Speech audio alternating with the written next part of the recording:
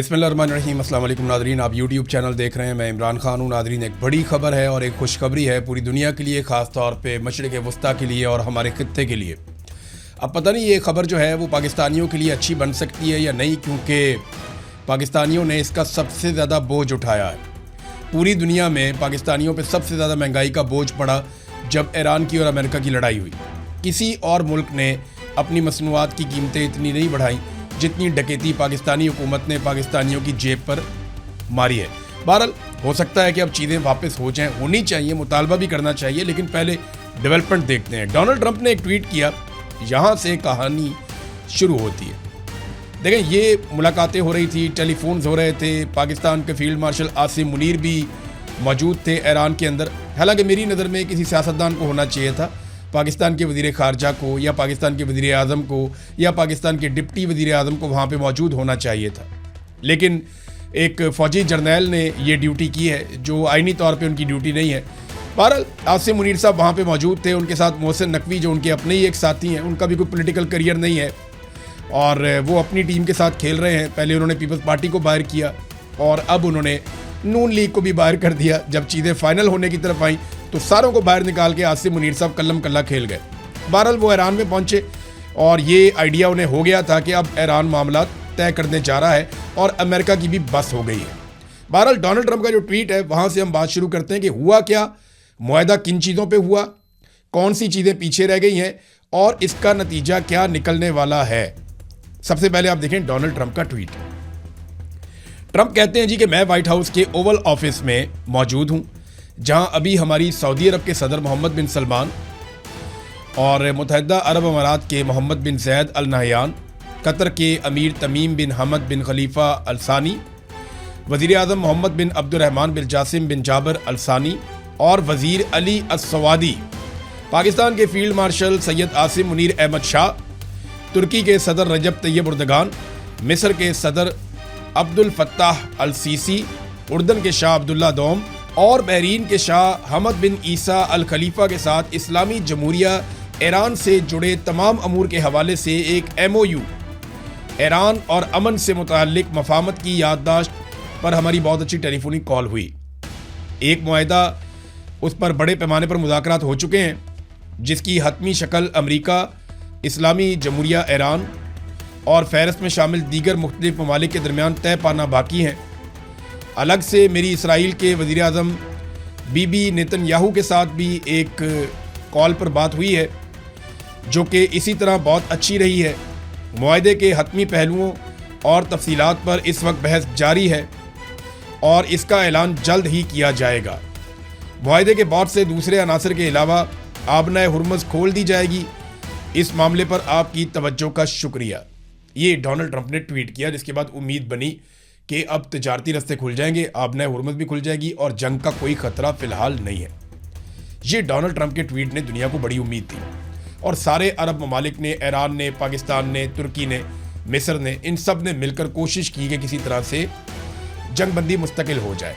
अब किन शराइत के ऊपर हुई है ये तो आने वाले दिनों में जब मुआहदा होगा, चीज़ें सामने आएंगी तो आपको पता चल जाएगा। कुछ दावे डोनाल्ड ट्रंप की जानिब से किए गए, कुछ ईरान की जानिब से किए गए, लेकिन अल जज़ीरा ने कुछ रिपोर्ट किया। उससे पहले मैं आपको बताऊं कि वाशिंगटन टाइम्स ने एक खबर दी। उन्होंने कहा तवक्को है कि अमेरिका और ईरान अगले 24 घंटों के अंदर अमन मुआहदे के मुसव्वदे का ऐलान कर देंगे। रिपोर्ट्स के मुताबिक दोनों अतराफ के आला हुकाम ने इस तजवीज़ की मंजूरी दे दी है, जिस पर अब कौमी रहनुमाओं की हतमी मंजूरी का इंतज़ार है। इस मुआहदे का मकसद मौजूदा 6 हफ्तों की जंगबंदी को एक मुस्तकिल अमन मुआहदे में तब्दील करना है। ये जनाब वाशिंगटन टाइम्स ने ये कहा कि अब मुस्तकिल अमन मुआहदा हो जाएगा। अल जज़ीरा के रिपोर्टर हैं अली हाशिम।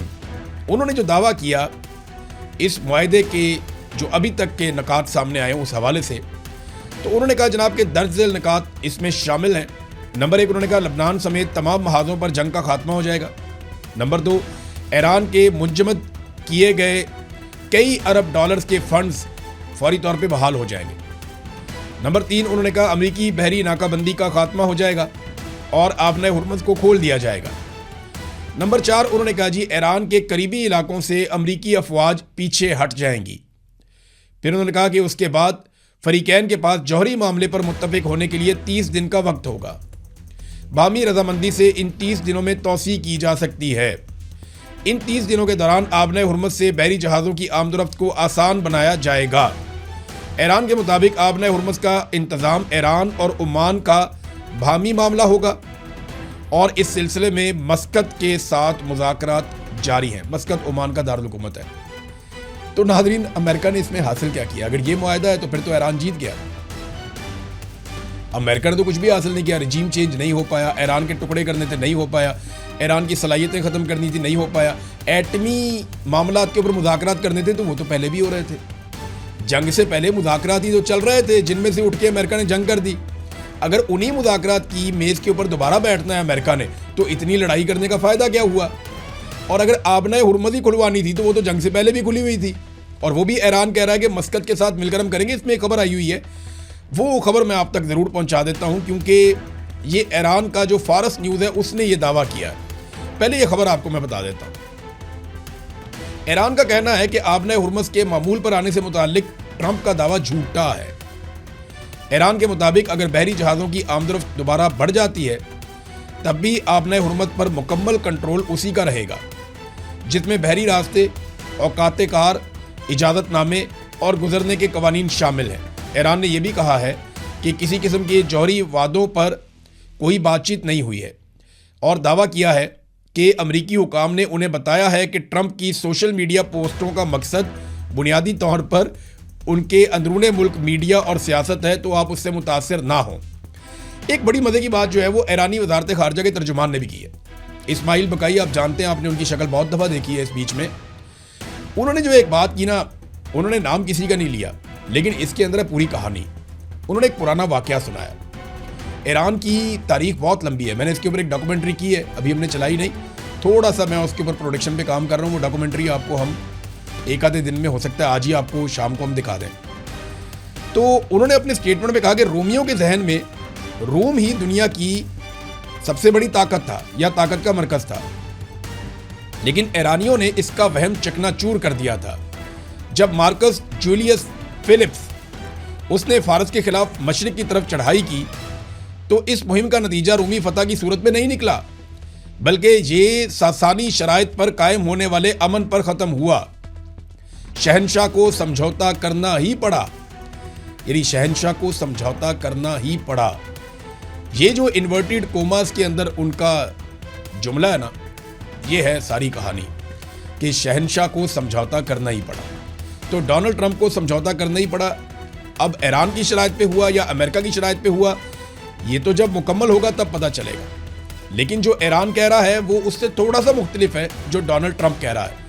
لیکن چلے معاملہ حل ہو جائے تو وہ سب سے اچھی بات ہے۔ سب سے بڑا پنگا پڑ گیا ہے اسرائیل کو۔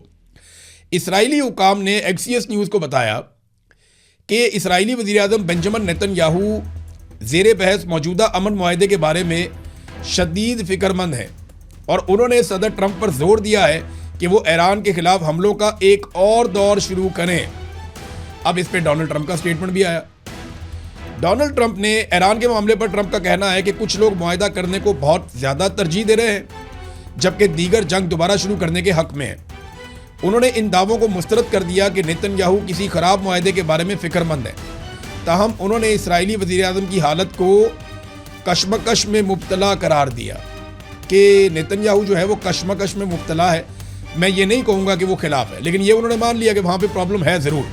اب تک کے لیے اتنا ہی، اپنا خیال رکھیے گا، اپنے چینل کا بھی۔ اللہ حافظ۔